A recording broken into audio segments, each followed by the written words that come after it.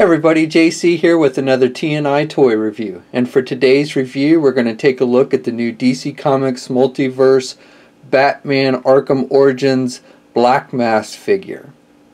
Now this 4-inch scale figure comes packaged in the same kind of standardized DC Comics Multiverse packaging we've seen with all the other figures in this line. You've got the orange and brown card back, the Batman Arkham Origins logo along with the DC Comics Multiverse logo up at the top. It tells us that this is a highly detailed and authentic adult collector figure, which is a little misleading in my opinion, but nevertheless that's what it says. Then below that you've got an image of the character from the video game and the figure displayed on the card back so you can see what you're getting, and then down below that you've got the Black Mask name. Then on the back of the packaging we again have an image of the character from the video game, the Batman Arkham Origins logo, a little brief bio about the Multiverse line, some stats for Black Mask, and then other figures in the assortment. So Batman, the Joker, and Harley Quinn. Okay, so let's get this figure open and take a look at what's inside. So here's a look at the figure outside of the packaging, and I think again with this figure Mattel has done a pretty good job with the detail and the overall look of it for a 4-inch scale figure. I think it's definitely on par with the DC Collectibles version, which you can see a comparison of here. You know, the detail wise I think, you know, they're very similar. I mean, obviously the 7-inch scale figure has a little more detail in the mask, but you know, again, for a 4-inch scale figure I don't think this one looks too bad. In fact, has a little bit more articulation than the 7-inch counterpart. Now there is one difference between the two. The 7-inch version has black shoes and the 4-inch version has white. I don't remember what color shoes he actually had in the video game, so I'm not sure which one is 100% accurate. But overall, you know, I think the detail on this figure is good. You've got the white suit with sculpted in line work for like the pinstripes. You've got the black shirt underneath with the white tie. The mask, you know, is not as, like I said, not as detailed as what you see on the 7-inch figure, but for the most part I think it's pretty good.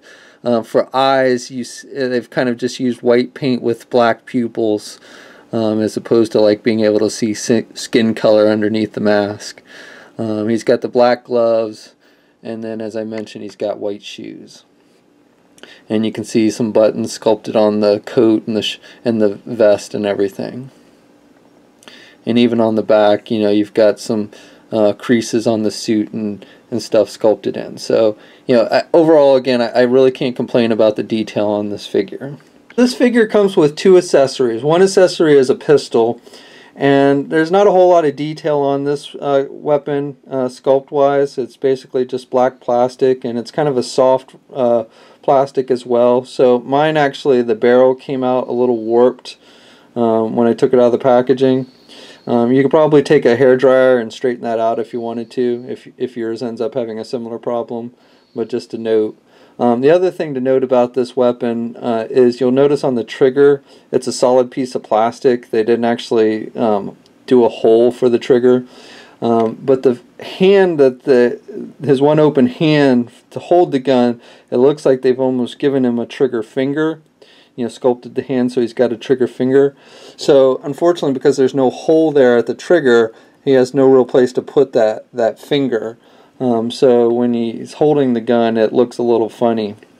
You could probably take an X-Acto knife or something and just kind of poke out that little piece of thin plastic there in the trigger, so that he could stick his finger through there if he wanted to.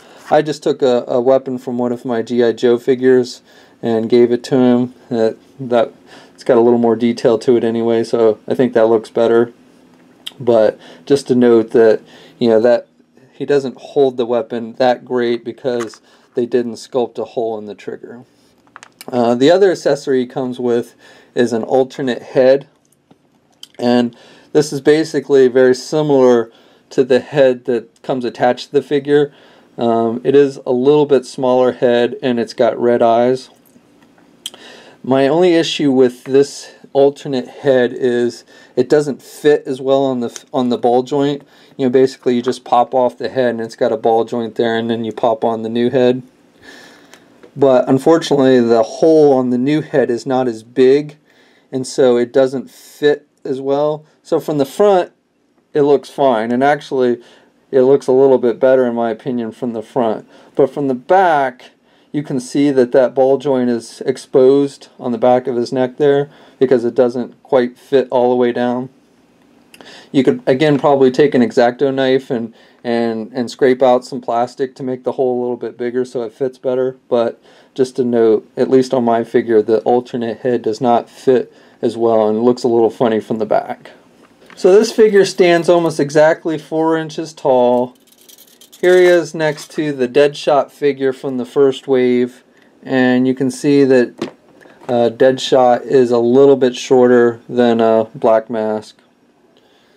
And then here he is next to the Batman figure from the first wave, and they're about the same height if you count the top of Batman's ears. Articulation on this figure is pretty much what we've seen with all the other figures in this line, which, as I mentioned before, actually gives him a little bit more articulation than his 7-inch counterpart from the DC Collectibles line. The head's on a ball joint, so he can look left and right. Really no up or down movement on this one. Now with the alternate head, he does get a little bit of up and down movement because he's got that gap with his neck. You can get his arms are attached at the shoulder with standard ball hinge joints, so he can get his arms straight out, and he's got good rotation. He's got the single hinged elbow, no bicep swivel. He's got a swivel at the wrist, but no hinges at the wrist. No ab crunch of any kind, but he does have a swivel at the waist, so even with the suit jacket he can still swivel at the waist. He's got those hinged joints for the legs, so he can do the splits like pretty good even with the jacket coming down a bit. And he can get his leg forward about that much and really can't do his leg back very much at all. He's got a thigh swivel, and then he's got a single hinged knee, so he can bend his knee about that much, and then no ankle articulation at all on this figure, and 2 peg holes on the bottom of his feet. So that's my review. Overall, you know, like I said, I think this is a pretty good figure with decent detail for a 4-inch scale figure. The accessories are so-so. You know, I like the alternate head from the front, but obviously it looks a little funny on the back because it doesn't quite fit as well on the ball joint, and the gun, you know, is so-so, but easily swappable with a million other guns that I have from other figures like G.I. Joe, so that's not too big a deal to me. Articulation is fair, not great, but fair for this figure, but again, better than what we see on the DC Collectibles version. So, you know, if you're a fan of the Black Mask character and, you know, you've been collecting this line, then I think you'll definitely want to pick this one up. So that's my review. Please leave a comment. Let us know what you think. Please, if you haven't already, subscribe.